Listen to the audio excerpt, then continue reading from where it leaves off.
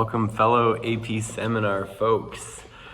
Today's video is all about the stimulus materials. The stimulus materials are here. Every year this is a really exciting and unique element of AP seminar and the individual written argument. The fact that College Board releases stimulus materials all centered around a central theme. So today we're going to talk about stimulus text. We're going to go text by text, but we're also going to talk about it in context of what's happening with the IWA and the IMP, what students are expected to write. So let's first talk about where does the stimulus text even fit into this larger goal of the course.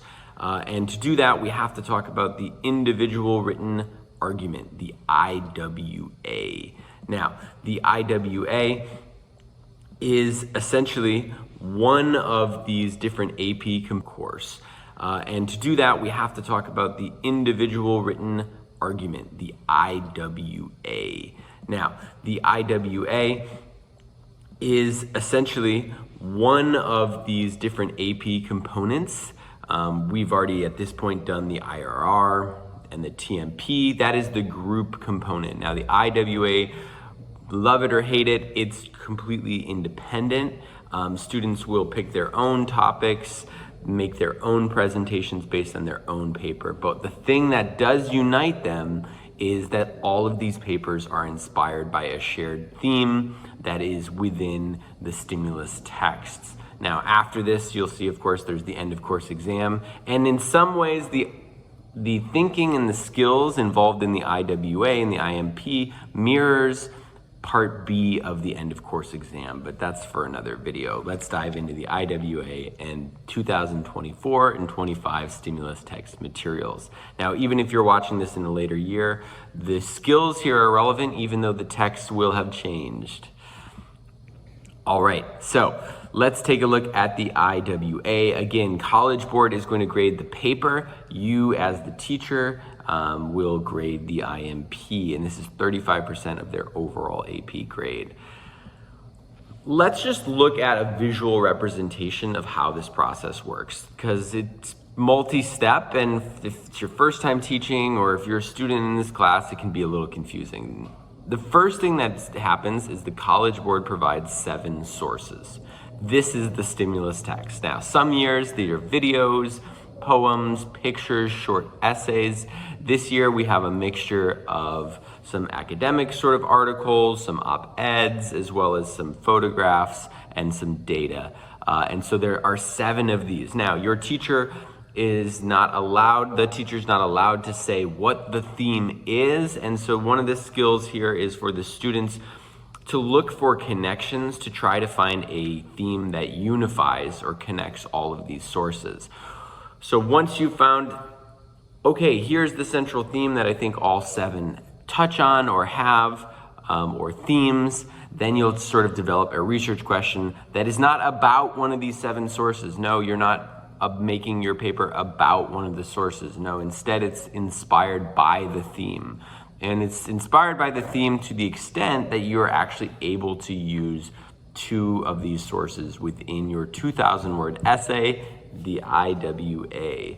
And so this is how these sources both guide and live later on in the IWA. Once this paper is drafted, unlike the TMP where you sort of have to come together and craft something new, the IMP in many ways is a presentation version of a lot of the work that's already been done for the IWA.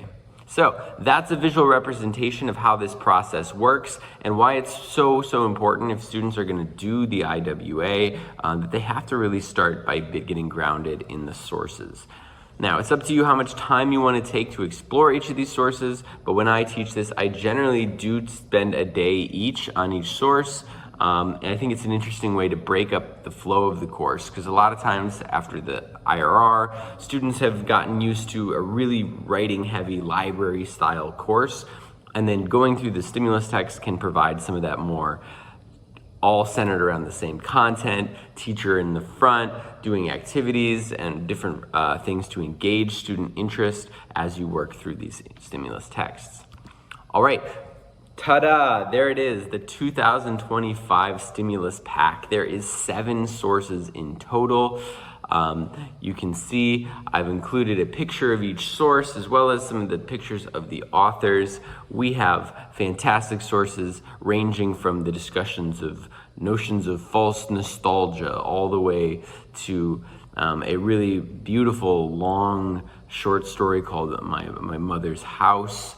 As well as some photographs. These are just really interesting sources, I thought, and we'll dive into them. So that's basically the goal of today's video, is to give you an overview and to start to dive into these sources. All right, so let's get started with the first source. Now, this source is called False Nostalgia. It's a fairly recent source published in 2022 by Johan Norberg. Now, this source, I would say, it's like an op-ed more or less, and you can get a good sense of where he's headed even from the heading right there above under the title. It says, "The good old days weren't all that good, but they're still messing with politics." And he's really going to be exploring how we have this sense of false nostalgia. Now, I'm not going to read this word for word, but I will explain some of the key ideas so that you don't feel like you're going totally blind into this. Right there on the front is this picture of this castle. Now, right within the first couple pages, we realize that what we're looking at is not the ruins of an ancient Gothic castle, but instead it was built in the mid-1800s as part of a ruin craze where people were actually building things to look like ruins, to look old. And he says this is an interesting analogy because this craze sort of came about during the height of industrialization when everything was changing, and that this was people's way of holding on to the past, looking nostalgically when everything around them was seemingly turned upside down through intense societal and economic change. Now, he says that this is an analogy for our present times, where he says the politics of nostalgia are once again in vogue today, this selective artificial version of history. And then he mentions how in the West, places like France, Britain, US, there seems to be a rising sentiment that there were good old days that we should return to. I mean, you can think of literally some political slogans that have harped on this idea. Now, one of his first points, though, here is that this is not all something to decry, but rather that nostalgia is driven by a very specific thing. And one of those things he says, and he relates it both to the ruin craze and to today, is that it's not necessarily a rejection of modernity, but nostalgia can be a way just to simply create continuity and make it easier to live with change as things are changing rapidly. He says nostalgia is in fact natural, even an important state of mind that helps anchor our identity when things are changing, whether that be societally or even personally when our life is changing. And so one of his first points is that nostalgia is a natural psychological process that we use to cope with change. And he breaks out nostalgia, though, into a couple different definitions. He says that there is both personal, historical, and collective nostalgia. And each of these three, breaking this out into these 3 different categories, I think is helpful for students who might start to get a little mixed up here with all these different kinds of nostalgia he's talking about. He talks about everything from like Detroit auto workers to this idea of how Germany saw itself as a single country despite its many different kingdoms during the Holy Roman Empire. So there's a lot of particularities here that students can get lost in. But what's important is he uses this to then talk about nostalgia and nationalism. And he talks about how it can both help and inspire and unite, as well as be easily abused. And we definitely think there's some overtones or undertones here to the rise of the far right in different contexts, who have used sort of looking to the past as a way to rally support and promising to sort of restore this past. Now, he thinks that's actually not possible, and that focusing so much on the past may help prevent us from solving some of the current issues. But he says basically that's a false promise. He says, while collective nostalgia can help us, group and rally, like my group endured this, it can be easily abused. He says that is a false promise because we can't go back. And even if we could, we wouldn't be able to find what we're looking for.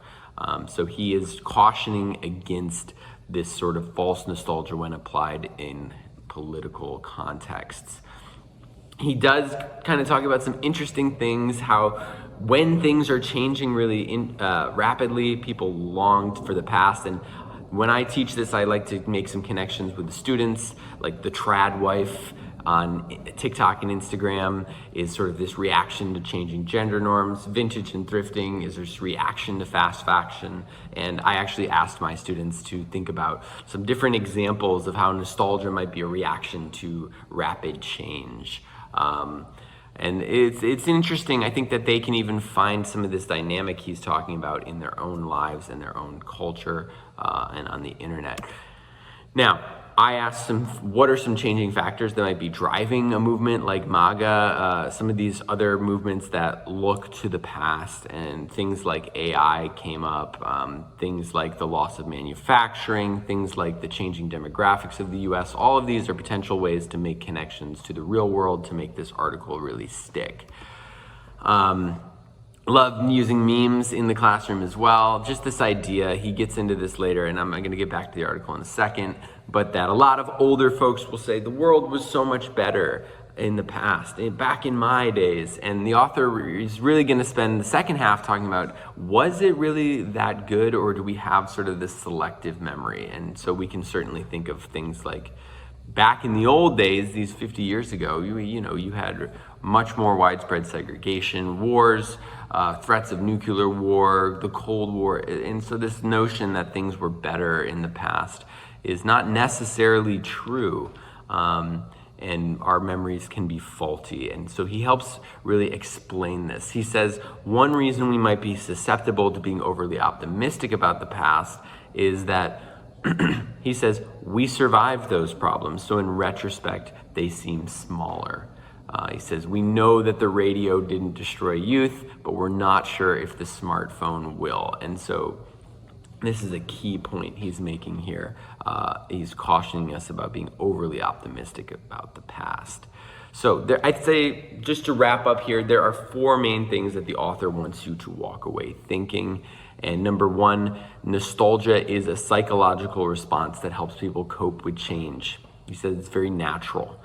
He also then uses that to say how nostalgia, though, can be politically influential. It can be a source of shared strength. Our people endured this. This is who we are. But it can also be used as a tool for political manipulation when these false promises are given about restoring a so-called past. He says it's a so-called past because people often romanticize the past. They forget its problems, leading to a false perception of sort of better times that are rooted in personal memory, especially from youth. He makes an interesting point that, like, when you ask people, most of the eras that they point back to, no matter their age, is when they're like in their 20s or 30s. And he's saying this is not about the time period, it's about the fact that you're young then. And so that seems like the best time just because of that stage of your life. And then lastly, he says, while nostalgia's distorted view of the past can be comforting, putting too much trust in nostalgia prevents us from addressing current challenges. So this is, in a nutshell, what false nostalgia is about. There's certainly a lot of interesting themes going on in here. And if I had to summarize this, and I often do summarize with my students, I would say basically this is the summary. In the article, False Nostalgia by Johan Norberg, a senior fellow at the Cato Institute, he argues that nostalgia is a distortive and selective view of the past that is being manipulated for political gain. He supports this by explaining that people romanticize past eras, ignoring their real problems, and that politicians use this idealized version of the past to support their agendas. And so this is at its core what we're talking about here. Now, what are some of the themes? Now, this is a good practice to do after you read any of these sources, is to think about some potential themes. Now, I use sort of this text unpacking document, and if you're interested in any of these materials, there's a link to them in the bio. You're more than welcome to use my materials. I think they're aptly fit for doing this unit. But some of the possible sources I thought were things like this: nostalgia, politics, memory, manipulation. Notice how short these are. These are things that can be expressed in a word or a short phrase. History, identity, change. And having students draft more than one helps them eventually see more overlap as you get through more sources. All right, so that's false nostalgia. Let's get ready to move on to our next source. All right, let's talk about source number 2. Now, the first source, false nostalgia, we've already talked about. The second one is about Maori oral narratives and how oral history and written history in New Zealand play out. Now, this is written by a scholar by the name of Judith Binney. I think this is one of the denser, more difficult texts. It requires a lot of sort of background understanding, even of New Zealand history, as well as some basic understanding of historiography as well. So this one is one that I highly edited and abbreviated for the students. If you are interested, again, I mentioned I have some materials, but this is one that I broke down into a single page for them, because I think you can distill the essence of this article without really getting into the weeds and having to understand Maori religious beliefs and a lot of terminology.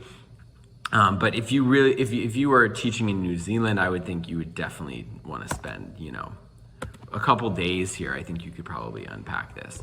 I usually start with some historical context, but let's get into it.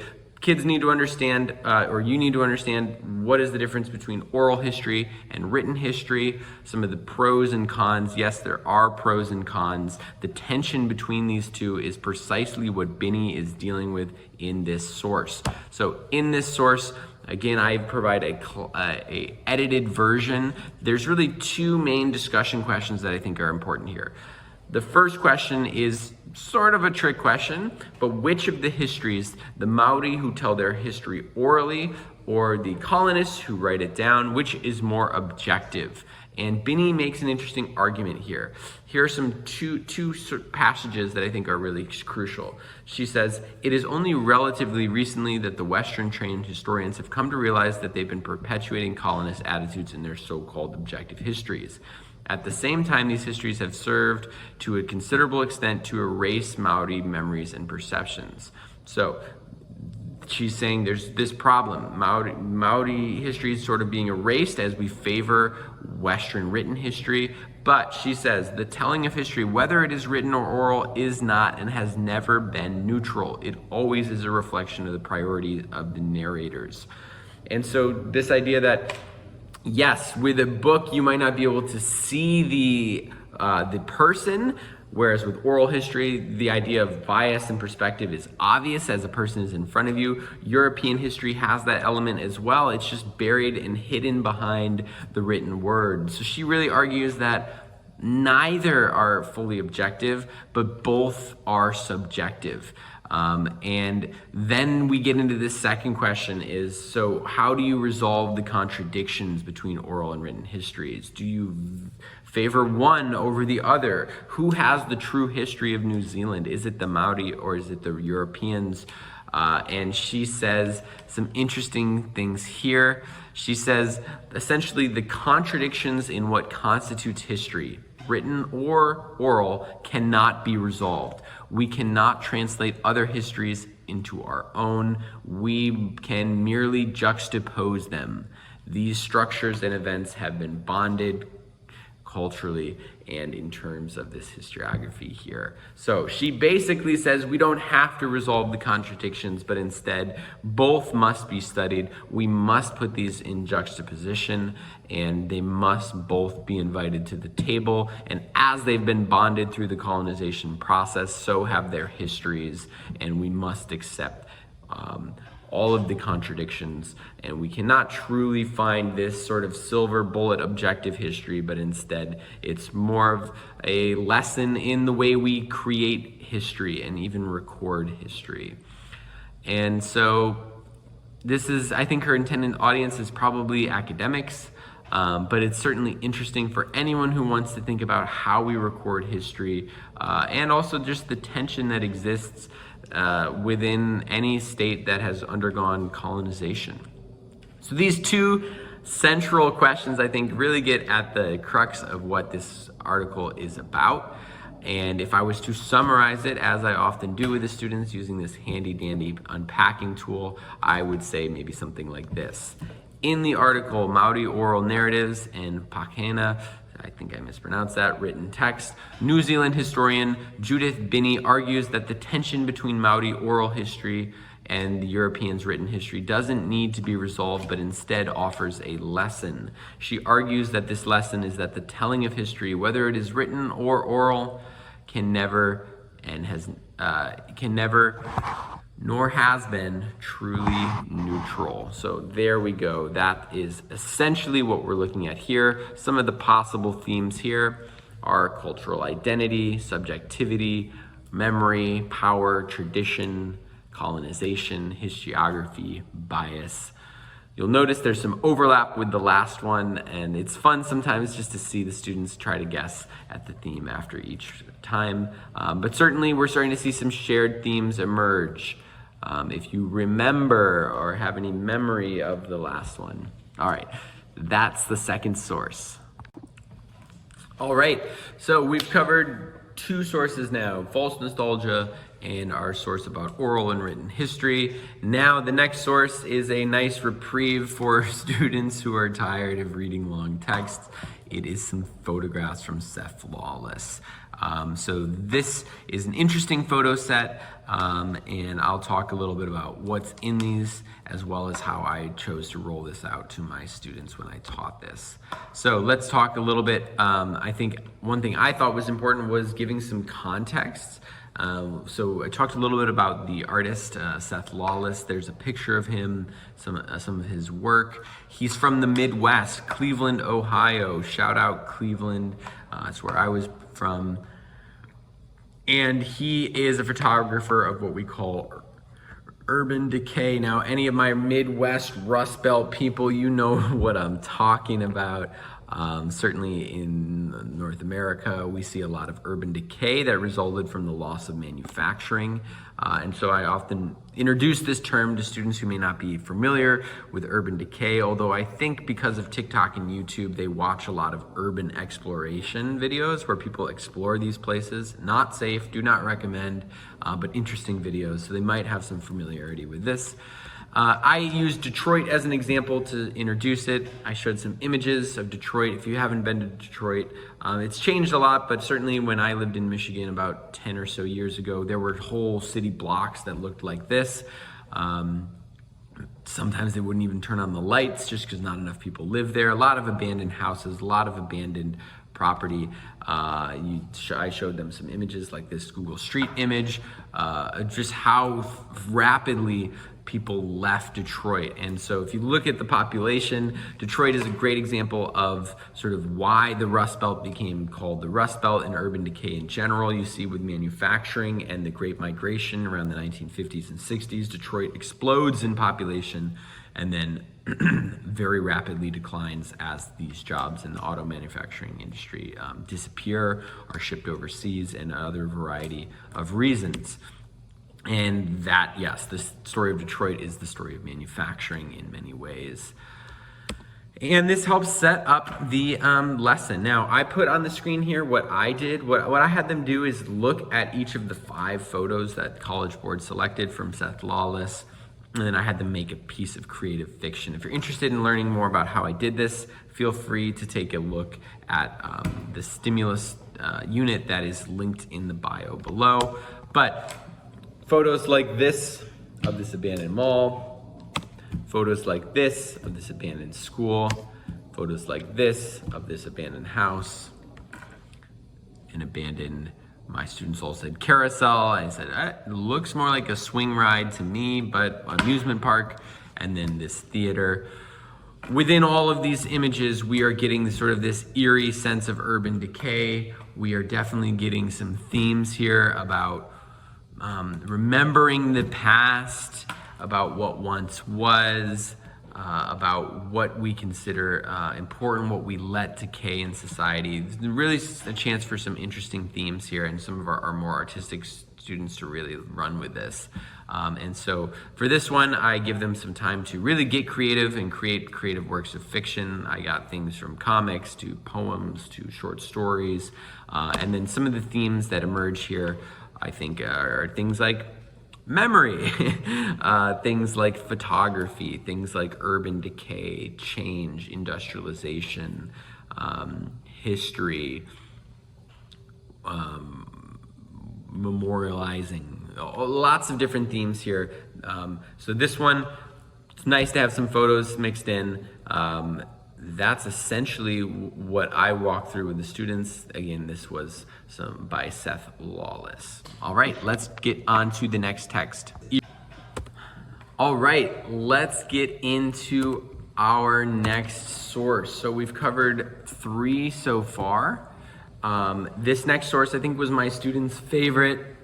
It's a dense source and in many ways it's difficult, but it deals with a pop star, and if you teach in Texas or anywhere where you have a large number of students who maybe are familiar with Latino culture or listen to Spanish-speaking music, they're gonna recognize Selena. She's quite famous, and so that really helped bring them in. You better believe I was playing her music as they walked in, walked out. We even watched a music video. But let's talk about this source. So this source is called Selenidad, Selena, Latinos, and the Performance of Memory. And it's both about Selena, but also about how we remember her. So this is written by an academic. It was published in the Duke University Press. The author's name is Deborah Paredes, and it can be somewhat long. I like to go through it with the students, but it's totally up to you how you want to do this. I started first by just kind of getting some ground floor of who she was. So who was she? Well, she was a Tejano singer. She rose to popularity in the 90s. She's a U.S. born Mexican-American. She chose to speak in Spanish. She was obviously bilingual, but she made music for her own people. She became an icon and was unapologetically proud of her Latina-ness. She came from a working class family, and she was just super well loved, and won Grammys until she unfortunately died very young. She was murdered, and so she was sort of immediately turned into an icon and remembered by many. And so if you want to show a video or something that wraps up her life, that might be a good idea. But let's talk about the text here.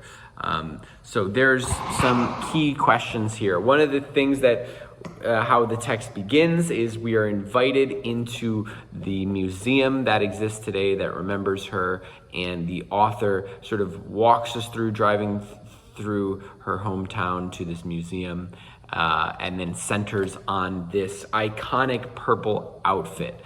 And one thing she hears people talking about as they talk about this outfit is that the outfit doesn't quite fit the mannequin perfectly. And some women there are talking about, wait, wow, she was so small. And she's saying, well, no, she wasn't small. The mannequin is small. And if you look, there's extra folds in the mannequin around the hips. She was actually much curvier. You might be wondering, okay, why are we talking about the size? Well, in many ways, by remembering Selena, even this mannequin and the absence of her leaves these spaces for conversation about what it means to be Latina.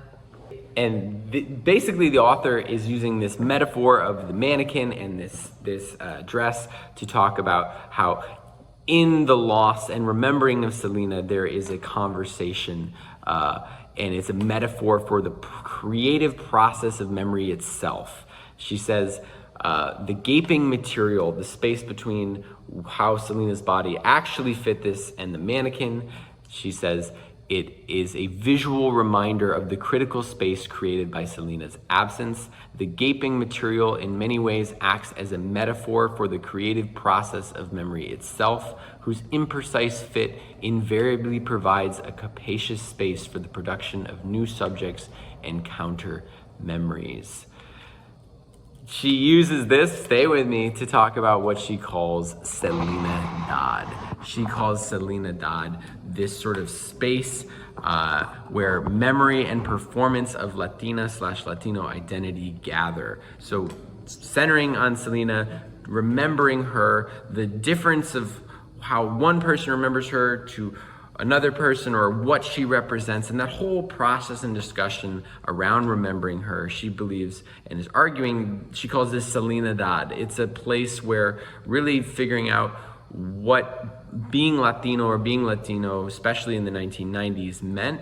And she says that the terrain of Selenidad is a memorial terrain that was meant to measure and create new pattern for their own lives, the Latina community at the close of the 20th century. So she's saying essentially Selena is so much more, and remembering Selena is so much more than just remembering her, but it's a process of discovering and identifying one's own identity. And so this is really a key point here, is that the role of remembering Selena is also about crafting one's own collective and personal identity. She argues that one of the reasons that Selena in particular had such significance in the 1990s, although alongside other figures like Evita and Frida, who are also Latinas in the 1990s who were popular, Selena represented sort of this Latin boom that happened in the 1990s that was a growing political, economic, and cultural movement in the US as Latinos became the awareness of their community as a powerful cultural force, corporate force. She says that Selena came on the stage and is remembered precisely for what she calls both a simultaneous recognition and anxiety about Latinos as a growing political and economic cultural force in the nation in the 1990s. So she says this is important cultural context for why Selena is remembered with such intensity. Now, this, I think, is a really important portion. I believe it's somewhere at the top of page 7 if you break it into its individual piece. But she really explains what this book is about, and she breaks it down like this on the left-hand side on the screen, and then I have broken it down in more simple terms. So I'm just going to read my simple terms, but you're welcome to read how she writes. It's beautiful. It's challenging for my students, but here's what essentially she's explaining. She says this book explores how Selenidad, or Selena's legacy, has influenced and redefined what it means to be Latino, especially in the US. It looks at how remembering Selena and mourning her death shapes ideas about Latino identity, race, gender, and citizenship. And she explains that memory generally is both remembering but a performance. It's both repeating and transforming cultural stories, much like how people improvise on past traditions. So she says that public commemorations of Selena, like her memorials, like celebrations, are places where different groups argue about how to remember and interpret the past.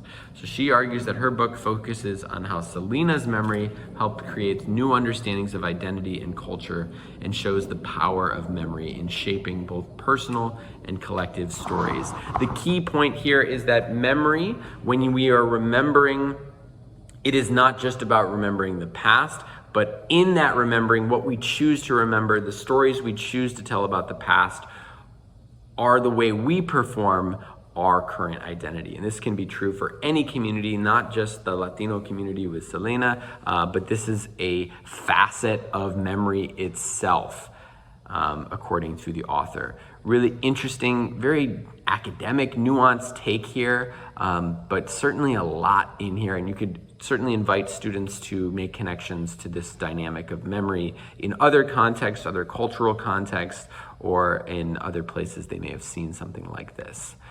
Now, so really a fascinating person, an awesome person, and someone who helps bring forth some of our themes here. Now, what might be our summary? Well, I would argue that in her article, Selenidad, Selena, Latinos and the Performance of Memory, Paredes explores how Selena's post-humanist iconization in the 1990s reflects a reimagining of Latinx identity. She argues that Selena's legacy, rooted in her working-class Tejano roots, has become a symbol of empowerment, cultural memory, reshaping the narratives of race, gender, and national belonging in the U.S.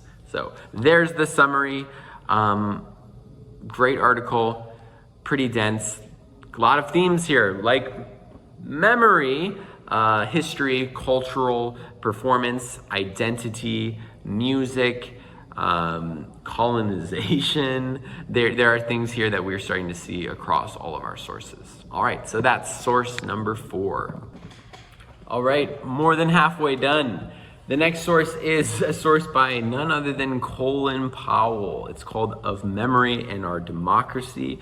This source is actually short enough that you could probably just have them read it in a single class period without abbreviation. It's also fairly easy to understand.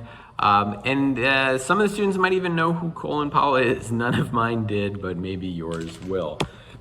So I just gave them some background. If you're not familiar with Colin Powell, he was the Secretary of State, a 4-star general, the first African-American man to hold that position. He was a New Yorker as well, born in Harlem to Jamaican immigrant parents. He fought, earning Purple Heart in Vietnam, and he quickly rose through the ranks. He's really remembered for his role in the Persian Gulf War and, of course, the Iraq War. So he really helped shape foreign policy, particularly working with George W. Bush. And this is also where his legacy becomes complicated, particularly for his war in Iraq and his assertion of weapons of mass destruction. So he is definitely a complicated individual. He is both regarded as great by some and not so great by many others. I generally did not get too into that. Instead, I did get into his article Of Memory and Our Democracy. And so in this article, he basically invites us on a walk and his musings about monuments and memorials as he walks through Washington, D.C. With his Soviet counterpart. Now, he's kind of walking around a Russian general and explaining, showing them the monuments and explaining sort of what they mean. And so it's an interesting source, particularly if you have students who've been to DC. He helps explain why we even keep monuments like this. And so throughout this source, we see a couple themes show up. So I'm going to kind of walk us through.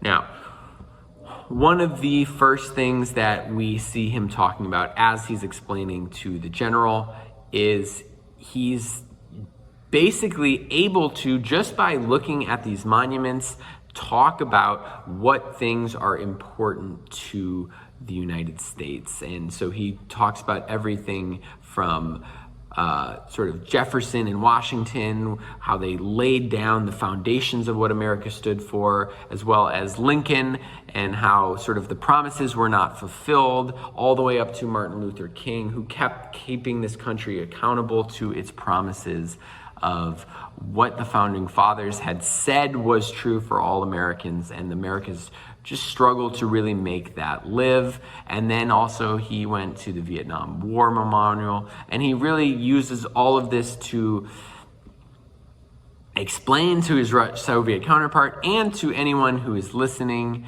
how monuments help sustain values and inspire generation after generation of Americans to extol America's values. He says that monuments and memorials tell us a great deal about America's commitment to life, liberty, and the pursuit of happiness. He closes his article saying basically this. He says, I ask of you, do not hasten through Memorial Day. Take the time to remember the good souls whose memories are a blessing to you and your family. Take your children to our memorial parks and monuments. Teach them the values that lend meaning to our lives and the life of our nation. And above all, take the time to honor our fellow Americans who have given their full measure of devotion to our country and for the freedoms we cherish. Essentially, this source is him saying monuments have an important role in our society.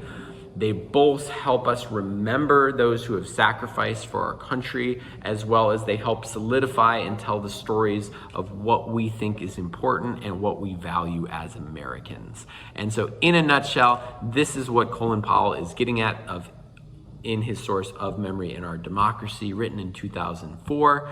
And so this again touches on themes of nationalism, memory, patriotism, values, democracy, a lot of different themes at play here, and interesting source.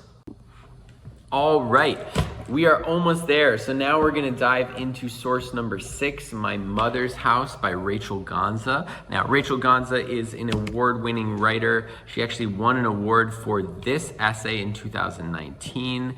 And this essay, like a lot of her work, explores identity and the intersection of African and African American and American experiences as we sort of navigate our highly racialized society, but she writes about all sorts of things. She's an excellent writer. I think if your students are interested in creative writing, they can learn a lot just from the way she writes, her use of sensory details. It's really a beautiful piece here. And when I read this piece with my students, we did a dramatic reading. We sat in a big circle, and I had students really hone in and look for themes that might show up in her writing. So let's talk a little bit about this source. We're gonna dive in, My Mother's House. All right, now, one thing that is important here is this source tells a story. So it begins with her deciding, I'm gonna go back to a house that was once part of her family's. It belonged to her great-grandmother, her grandmother, her mother, her sisters. Basically all the matriarchs in her family lived in this house once upon a time in Louisiana, but the house fell into disrepair. And she, throughout the piece, talks about sort of this tension where they don't really want to talk about it. They don't really want her to go back and discover it. But she is hell-bent on going back to this house and sort of getting in touch with her roots. Roots that she says for people like her that in Louisiana is complicated. She talks about how if you go too far back in the genealogy, that it becomes all mud. And what she's trying to say here is that basically because of the legacy of slavery, once you start going too far back, they don't record family history. The names of enslaved people are recorded alongside cattle and crops. And so there's a limit to the history and how far back she can go because of the horrible legacy of slavery in this country. And so that is sort of an undertone here as she heads back to Louisiana. Now she's going to Louisiana from the north. She's sort of making an inverse trek of what was the Great Migration that brought her family out of the South, like many African-American families that moved north to cities throughout the US. Now, on her trip down back to Louisiana, she is accompanied by her fiance, a Jewish white man, and there's some romance here as they are sort of both exploring her history in the attempt to return to this house, as well as some of his history. His grandfather lived in Louisiana, and there's this moment where they're saying perhaps maybe their paths would have crossed. But as we go back to Louisiana, there's this tension. She's getting increasingly nervous. The South represents both danger and familiarity, and we see this tension throughout the piece. And her mother is not supportive. Her mother's like, I can't believe you're going all the way there for this. And when she rolls up, instead of sort of this idealized vision of this quaint Louisiana town where people are going to embrace her and say, welcome home, it's a very cold welcoming. The place is really run down. It doesn't feel super safe. And the neighbors are essentially like, what are you doing here? And so it helps focus on this idea of how our vision of the past is often idealized from what it actually is. But more importantly, this place becomes a vehicle for her exploring her own past and her own personal history and her own feelings about the past. It's more than just this empty lot, but in the process of making this pilgrimage to this empty lot, she is able to explore all the complexities that are within herself and within her history. And some of these complexities are personal, like her relationship with her mother and grandmother and her aunts, and some of these complexities are cultural and historical, like the unique situation of remembering the past for African Americans who are marred by the legacy of slavery. And so this story and this journey really stands as a metaphor for that. It concludes where she arrives in this graveyard for African Americans that is sort of tucked away and shamefully not kept up on the outskirts of what is now sort of a white suburban town. And she sort of falls to her knees and tries her best to remember and honor her ancestors there. And she calls out her mother's name.